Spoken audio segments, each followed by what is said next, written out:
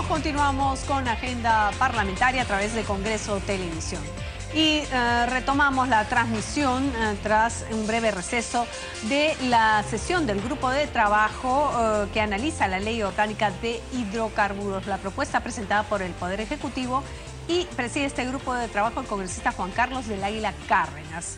Ya está en ese recinto parlamentario, en la sala 2 del edificio de comisiones, Luis Eduardo García Rosell, presidente de Petroperú.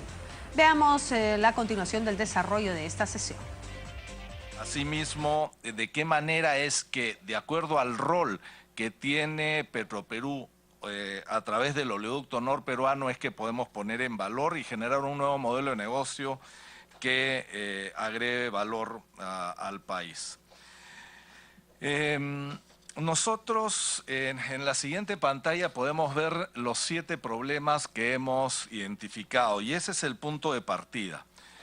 Conversando con las distintas empresas petroleras que operan en el país, si bien son muchos los problemas existentes, yo diría que son 7 los principales. El primero de ellos es el corto plazo de adjudicación que tienen los lotes petroleros. Estos cortos plazos no promueven inversión alguna y las empresas, los inversionistas, no hacen inversión que no vaya a ser rentable. Entonces, un primer problema es el tema de los plazos. Un segundo problema es el de las altas tasas de las regalías que se cobran. Inclusive algunas de ellas están basadas en función al volumen. Y esto es contraproducente. Cuando los precios caen y los márgenes se reducen como consecuencia de ello, uno a veces apela al volumen para que un mayor volumen pueda diluir los costos fijos. Sin embargo, hay esquemas de fijación de tarifas en donde a mayor volumen, mayor tasa. Entonces no tiene una lógica económica válida. El tercer problema es la baja confiabilidad que tiene el transporte de crudo a través del oleoducto. Y esto por 2 razones. Por la antigüedad que tiene el ducto y su nivel tecnológico. Y segundo, por los continuos cortes o atentados de los que es objeto. Entonces, hay poca confianza en las empresas petroleras respecto a la confiabilidad de que el crudo se transporte correctamente.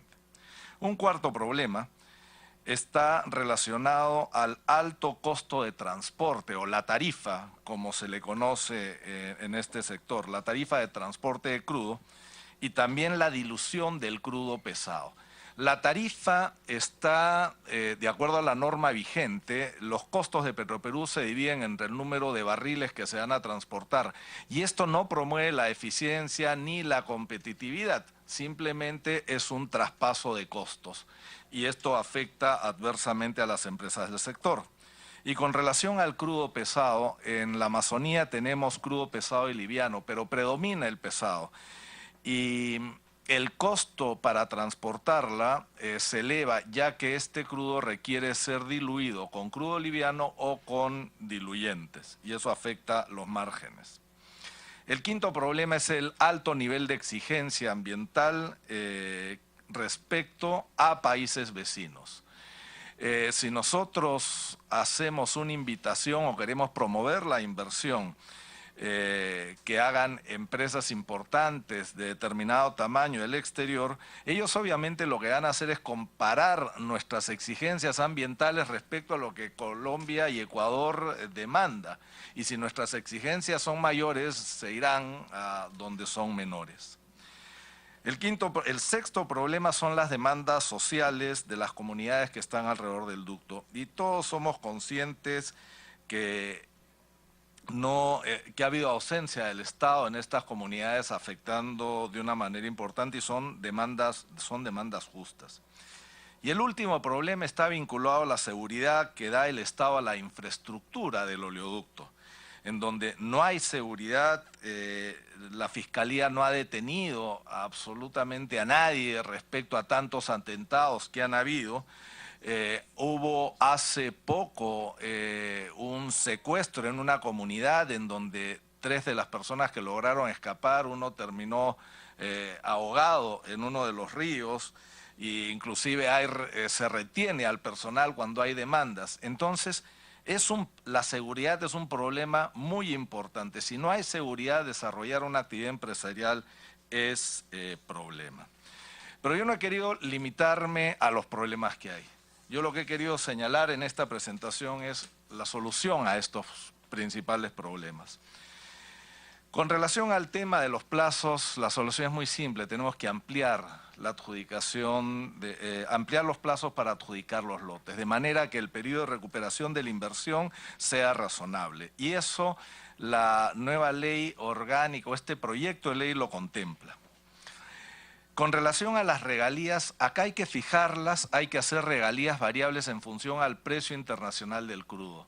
De manera de que cuando los precios estén bajos, estén deprimidos, por lo menos no se detenga la actividad empresarial. Porque lo que terminan haciendo las empresas petroleras es, si empiezan a perder dinero, paran sus operaciones y no solamente no se generan regalías, sino adicionalmente hay el despido de personal y entramos en un círculo vicioso del que es difícil de salir. Cuando el precio está alto, si la tasa sube, entonces todos vamos a ganar. Y esa es la idea, pasar del círculo vicioso que hoy tenemos al círculo virtuoso. Esto se aplica en otros países. Tasas variables en función al precio internacional del crudo. Una corta interrupción, mi querido presidente, básicamente para preguntarle si esta fijación de regalías variables podría ser no solamente en función del precio, sino del tipo de crudo, ¿o cómo lo ve? Yo lo que veo es que esto es una cuestión netamente financiera de márgenes, porque hay crudos que tienen mejor valor que otros. Entonces, si nosotros incorporamos las variables con esos detalles de calidad de crudo, creo que ninguna empresa petrolera va a estar en contra de ello. Entonces, lo que tenemos que hacer es establecer un modelo inteligente que haga que todos ganemos y que cuando la situación sea crítica, por lo menos no detengamos la actividad empresarial de las empresas, ¿no? El tercer tema es actualizar tecnológicamente el ducto. He señalado, este es un ducto que tiene muchos años, más de 40 años, que se le ha hecho mantenimiento, pero no está actualizado tecnológicamente. Pero si nosotros actualizásemos el ducto, eso no nos va a generar necesariamente un barril más de crudo. Entonces, el problema está en que todos los millones de dólares que haya que invertir no van a tener fuente de repago, pero igual hay que arreglar este ducto. Y esto combina con la solución al cuarto problema, y es la extensión del ducto hacia los lotes donde hay producción. Nosotros tenemos una estructura del oleoducto que es la misma de hace 40 años. Sin embargo, donde está la producción está en el lote 67, que es donde Perenco opera, y eso está a 200 kilómetros de Andoas. Entonces hay que extender un ducto desde Andoas hasta el lote 67. Eso obviamente tiene un fundamento económico y lo que se busca es que esa inversión y el costo operativo de esa inversión sea menor a lo que hoy tiene que gastar esa empresa en trasladar el ducto hasta poner el crudo en algún lugar del oleoducto, ¿no? Perdón, ahí Petroperú ha hecho algún anuncio en el sentido de la posibilidad de que sea esta empresa quien haga los trabajos de extensión de los ductos. Algunos sectores, hoy en la mañana, por ejemplo, algunos de los intervinientes cuestionaban el hecho de que Petroperú incurra en esta inversión, ¿no? ¿Cómo lo ve esto? ¿Por qué Petroperú en todo caso? Nosotros tenemos que analizar no solamente el problema del ducto, sino el problema de la empresa en su conjunto. Y nosotros como Petroperú estamos inmersos con un proyecto importante, un megaproyecto como es la refinería de Talara. Talara nos va a demandar una inversión que se ha logrado reducir de 5.400 a 5.000 millones de dólares. Y bueno, estamos en la etapa de inversión, recién empezaremos a operar en enero del año 2021 esta nueva refinería. Si nosotros a este proyecto le agregamos el proyecto de extensión del ducto, estamos metiendo más deuda de la que responsablemente deberíamos tener. Por otro lado, nosotros tenemos un compromiso con el mercado internacional de bonos, y es cuando emitimos los bonos, las preguntas que salieron fueron directas y fueron: ustedes van a estar en el upstream, en la exploración y explotación, y ustedes van a reparar el ducto, y les dijimos que eso tenía sus fuentes, la idea era manejarlo aparte y poniendo el riesgo fuera de Petroperú. Entonces, no es que no se pueda hacer, lo que sucede es que la coyuntura por la inversión en Talara no permite hacerlo, por más de que legalmente sí tengamos la facultad para ello. Entonces, la extensión del ducto es esos 200 kilómetros del lote 19 de Andoas hacia el lote 67, también de 140 kilómetros de donde está el lote 64 en Morona hacia el ramal norte, y eso lo que hace es bajar el costo de transportar el crudo de ambos lotes. Sin embargo, he mencionado que uno de los problemas que tenemos es el crudo pesado, que requiere diluirse. Entonces, nosotros requerimos, en los estudios que estamos haciendo, trazar una paralela al ramal norte que vaya desde la estación 5, que es donde confluyen los tres ramales, hacia el lote 67. De manera que podamos transportar el crudo ligero que se obtiene de Morona, del lote 64, hacia el lote 67 y el lote 192. De esta manera tendríamos crudo ligero para diluir el crudo pesado y hacer viable el transporte del petróleo. Ideal también sería poder hacer una extensión desde Bayóvar hacia Talara para evitar ese transporte. Y obviamente, si nosotros hacemos este proceso de extensión, todas las empresas que vayan que estén explorando y explotando, lo que van a buscar es conectarse al ducto, y lo lógico es que sea uno el operador de eso. Más adelante les voy a explicar cuál es la estructura que se plantea para poder llevar a cabo este proyecto. Con relación a las exigencias ambientales, tenemos que por lo menos ponerlas a nivel de los otros países, porque si no va a haber una preferencia para invertir en Colombia y Ecuador. El sexto problema, que es el de las demandas sociales, nosotros venimos trabajando con las comunidades, incorporándolas para que hagan la limpieza de la vía con el desbroce y también la vigilancia temprana del ducto, pero esto va a tomar un tiempo. Entonces, estamos viendo mecanismos para incorporarlos y que sean parte de la solución de este problema y que no sean el problema.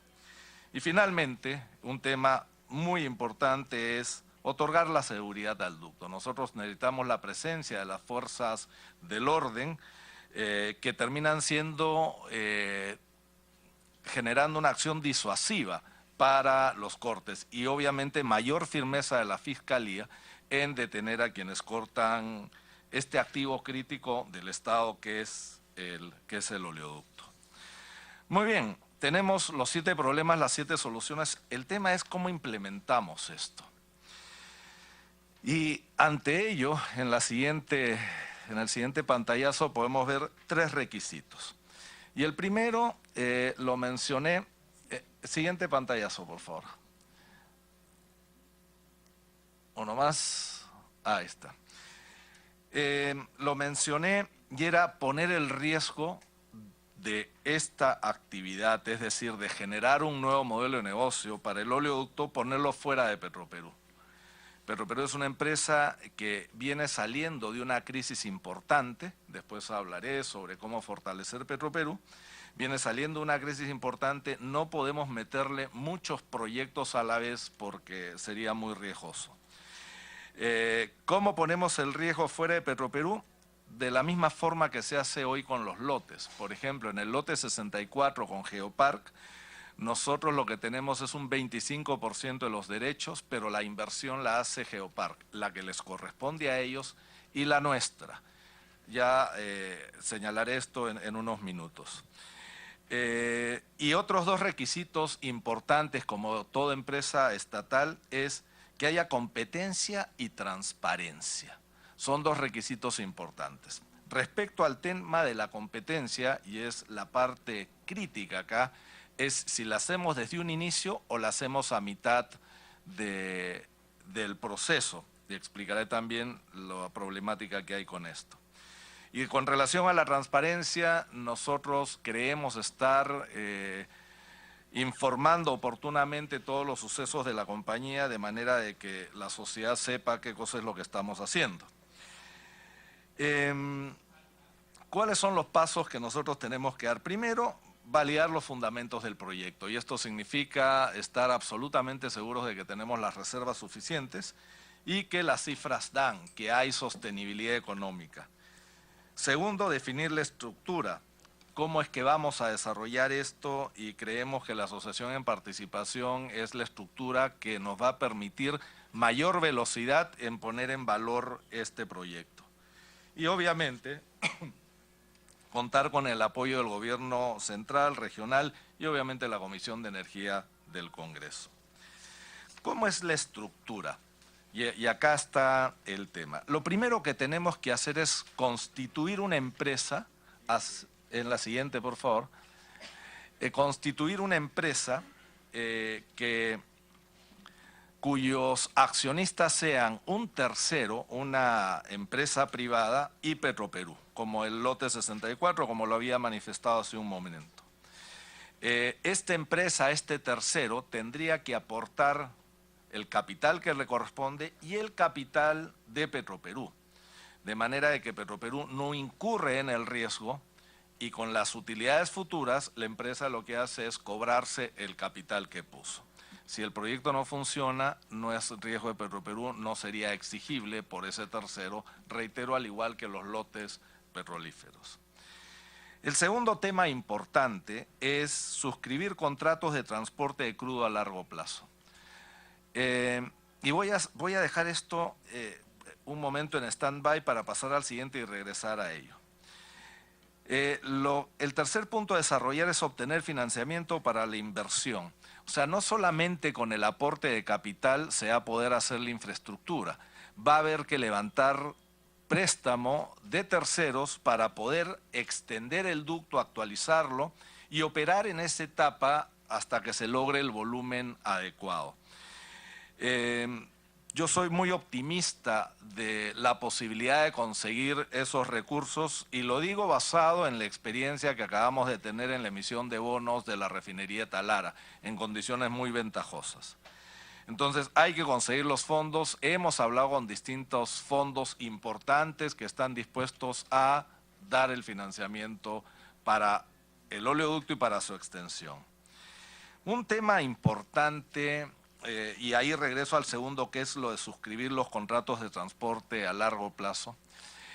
Los egresos que va a tener esta empresa, este SPV por sus siglas en inglés, van a ser la inversión en la infraestructura y adicionalmente los gastos operativos. Los ingresos, ¿de dónde se obtienen? Los ingresos se van a obtener de los contratos que este vehículo suscriba con las empresas petroleras, en donde le dice, yo hago esta inversión, actualizo el ducto, lo extiendo, pero tú te comprometes a pagarme una cantidad de dinero en los siguientes 20 años para mover el crudo. ¿Con quiénes tenemos que cerrar estos contratos? Con Perenco en el lote 67, con Petroperú cuando obtenga el lote 192 y el socio que finalmente incorpore. Tercero, con Geopark y Petroperú en el lote 64. Cuarto, con Petroperú por el residual que traiga de la refinería Iquitos y que haya que bombear por el tramo 1 y luego el tramo 2 y luego el tramo 1. Entonces, nosotros tenemos una aspiración y una necesidad de llegar a aproximadamente unos 100.000 barriles que justifiquen esta inversión. Y estos son contratos que se hacen, que a algunas empresas no les gusta suscribir estos contratos porque significaría, en algunos casos, registrar un pasivo en sus balances. Sin embargo, nosotros como Petroperú, como dueños de la refinería, estaríamos obviamente dispuestos y en la necesidad de suscribir contratos de compra de crudo, porque es lo que necesitamos para operar la refinería. Y con eso cerramos el círculo. Un punto que no he mencionado y que sale como cuarto bullet ahí es suscribir contrato de personal entre Petroperú y el SPV. Hay mucha preocupación de que este mecanismo pueda ser visto o definido como una privatización, y no lo es. Esto lo que es buscar una estructura que permita poner en valor el oleoducto. El personal de Petroperú, con muchos años de experiencia y de trabajo en el oleoducto, tiene la preocupación de que se les pida que pasen a ese nuevo vehículo. Y la estructura no es esa. La estructura es que sigan trabajando en Petroperú, que sigan con los beneficios y la vinculación que tienen, y que Petroperú firme un contrato de servicio con este vehículo para operarlo, de manera que fijemos las condiciones. La ventaja de firmar un contrato de servicio hacia las empresas petroleras es que se puede definir cuál es la fórmula de tarifa para los siguientes 20 años. Y si Petroperú tiene ineficiencias, se tendrá que quedar con esas ineficiencias y no trasladárselas a terceros. Para que todo esto funcione, nosotros necesitamos tener a un Petroperú sólido. Y para que sea sólido no solamente es cuestión de tener nueva infraestructura, como puede ser la refinería o esta actualización y extensión del oleoducto y operar lotes petroleros. Lo que se requiere es blindar el directorio de Petroperú, ¿ya? Para evitar que los apetitos políticos sobre la empresa que es la más grande en facturación en el país. Si hay una institución del Estado que es un ejemplo por la forma como opera, es el BCR, que tiene un determinado nivel de blindaje. Si nosotros lográsemos que Petroperú, a través de una ley, fuese blindada y que su directorio sea elegido a la mitad del gobierno de turno, esto nos aseguraría sostenibilidad en el tiempo, es decir, un directorio por 5 años, estaría con la segunda parte del gobierno vigente y la primera parte del gobierno entrante. También el mecanismo de elección de sus directores, que la mitad de ellos sean elegidos por la sociedad civil y la otra mitad por instituciones del Estado. Y al decir sociedad civil me estoy refiriendo a gremios, no a votación popular, obviamente. De esa forma y con algún nivel de renovación, nosotros le podríamos dar autonomía a Petroperú. Y el último punto para fortalecer Petroperú, y esto lo contempla la ley, está en abrir el capital. Si nosotros hubiésemos tratado de abrir el capital hace un año, el valor de Petroperú iba a ser nulo o muy bajo. ¿Por qué razón? Porque estábamos con todos los problemas. Si nosotros imaginamos un Petroperú dentro de 3 años, vamos a tener una refinería operativa, deberíamos tener un oleoducto extendido, ya estar operando con lotes. Y si abrimos el capital que la ley permite, todo menos el control, yo estoy seguro que cualquier inversionista que quiera suscribir acciones, lo que va a pedir es un acuerdo de accionistas con el Estado.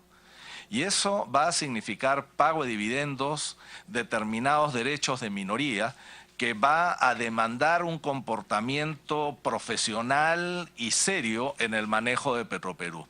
Eso para mí es lo más importante y lo que blindaría la empresa. Para concluir, en la siguiente página lo que podemos ver es, nosotros hemos canalizado todas nuestras observaciones con relación a la ley orgánica, a este proyecto de ley, a través de la Sociedad Nacional de Minería, Petróleo y Energía.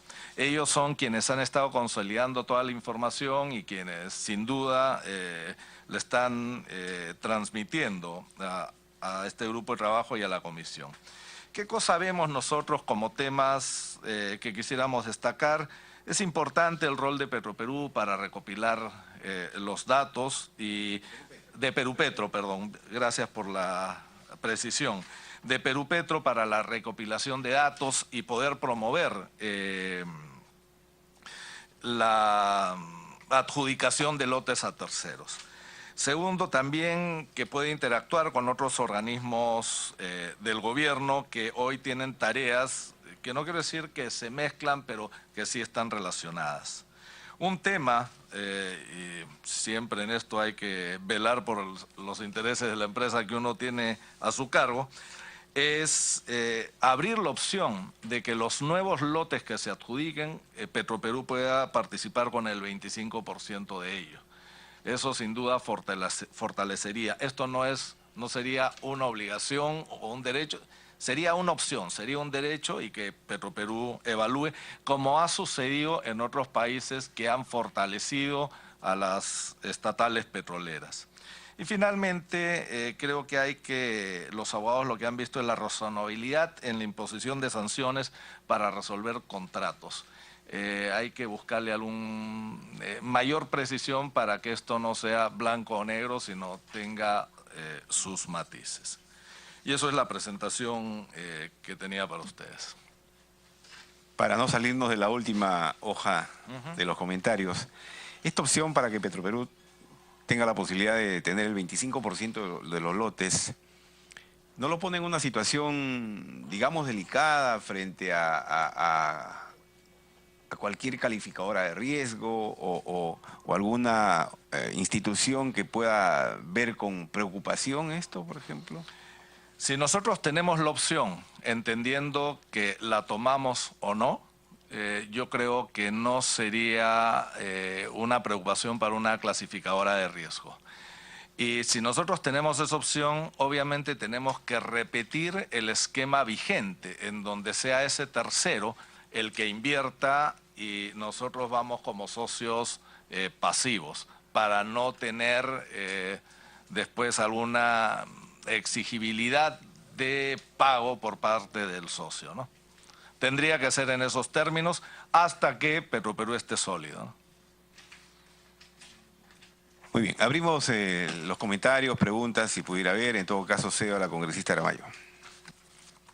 Gracias, presidente. Yo saludar a nuestro invitado. Creo que hay un conjunto de ideas para desarrollar el sector.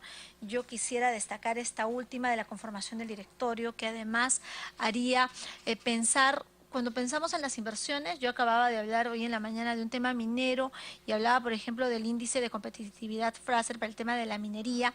¿Por qué viene un inversionista al país? Viene porque hay reservas en materia minera, sería en materia de hidrocarburos. Viene además porque tiene que haber políticas públicas claras que den condiciones para invertir, y pasa también por una percepción de cómo es el ambiente político, el ambiente. Y ahí creo que el fortalecimiento institucional es clave en esta propuesta que nos plantea de generar estabilidad y sostenibilidad en un directorio con condiciones técnicas, pero también con un criterio político de mediano plazo, ¿no? Que permita ver nuestro país con una frontera amplia y con un criterio de gobernabilidad. Entonces a mí me parece muy interesante esa perspectiva. Yo quiero pasar por favor a las 7 soluciones, si podemos ir allí. Usted ha planteado algunos temas. Quisiera concentrarme en los 3 últimos que creo que están vinculados de manera conexa. Dice regular exigencias ambientales para crear competitividad. ¿Cuánto se ha avanzado en este tema de la tramitología, de la desburocratización? ¿Quién es el ente rector en estas exigencias y estas soluciones? Y si están comprendidos en la norma. Quizás lo que menos ha dicho usted es el tema de las comunidades nativas como parte de la solución. Nos ha dicho que hay algunos mecanismos que se están trabajando, no ha dicho cuál es, cuando el riesgo del ducto es precisamente porque las comunidades son las mismas, sin decir que son todas íntegras, pero son algunos elementos de las comunidades que lo hacen vulnerable, y esa es gran parte del sobrecosto que al final se le traslada hasta el inversionista y que genera inseguridad jurídica. Ya hemos visto que el Servicio de Administración de Justicia es muy poco efectivo al momento de presentar resultados, al momento de las investigaciones. Pero ¿cómo se están incorporando esta comunidad? ¿Hay necesidad de reglamentarlas en la nueva norma? si se trata de vincular a la seguridad del ducto, yo creo que el tema ambiental, las comunidades nativas y la seguridad del ducto para no generar sobrecostos es un tema que debería mirarse con mayor detenimiento en la norma, y creo que son ustedes, Petroperú, que tendría que alcanzarnos, además de manera casi literal, un texto para incorporar en la norma. Después el tema de las regalías variables, creo que pasa por hacer una línea de base, ¿no? Decir, la línea de bases para estos, usted ya le había comentado algo al presidente. Y básicamente creo que en estos últimos temas, exigencias ambientales, comunidades nativas y seguridad de ducto, tiene una competencia casi obligatoria Petroperú. Muchas gracias, presidente. Muchas gracias. Por un tema de tiempo, vamos a pedirle a los asesores también que intervengan y al final, mi querido presidente, su intervención. Asesor Jorge Morante. Muy brevemente, señor presidente. El tema de la integración vertical y general que está teniendo, que pretende plantear ahora Petroperú, ¿no? Con el tema del 25% de los logotes y tal, y el tema del oleoducto, y con esta nueva empresa, yo lo había escuchado ya hace algunos días que justamente mencionó este tema. Sin embargo, hoy día en la mañana señalaron la gente del sindicato que esa posibilidad ya está, ese oleoducto ya estaba, digamos, dentro de los planes y los estudios hechos por Perenco, y que Perenco ya incluso podía tener ya los fondos para ejecutar ese oleoducto, para conectar su lote con el oleoducto. Que lo único que esperaban era simplemente la modificación de la norma con respecto a los plazos contractuales para que pudieran ejecutar esa inversión, ¿no? Que en términos reales ya no implicaría ningún problema con respecto a Petroperú. Pero sí me parece importante conocer más su percepción con respecto a aquello que se está señalando mucho, ¿no? Que es un fortalecimiento general de Petroperú para hacerla nuevamente una empresa pública grande que intervenga en todas las áreas del negocio petrolero, ¿no? Tal como, por ejemplo, lo hace, digamos,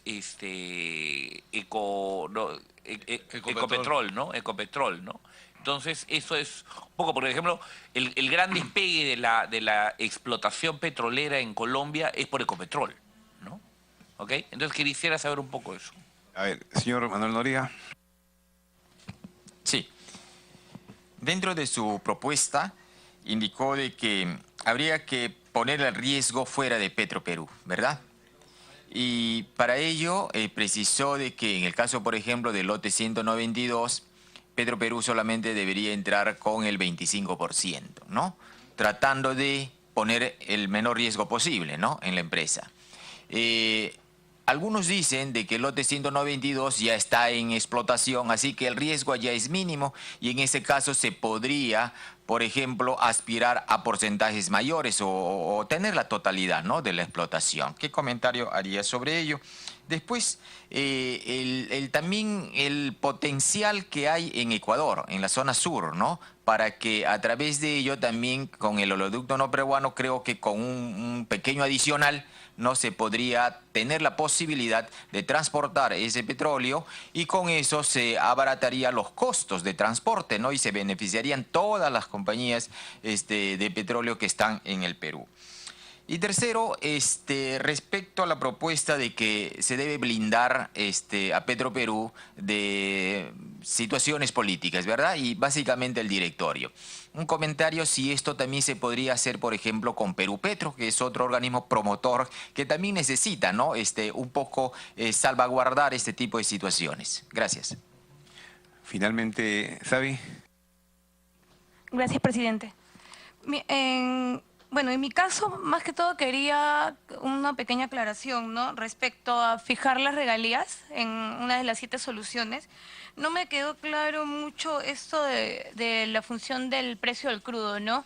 Porque casi al final de la conversación estuvimos hablando acerca de si sería por el tipo de crudo o si estaríamos hablando de las tasas internacionales. Allí como que me perdí un poquito, de repente podría aclararme.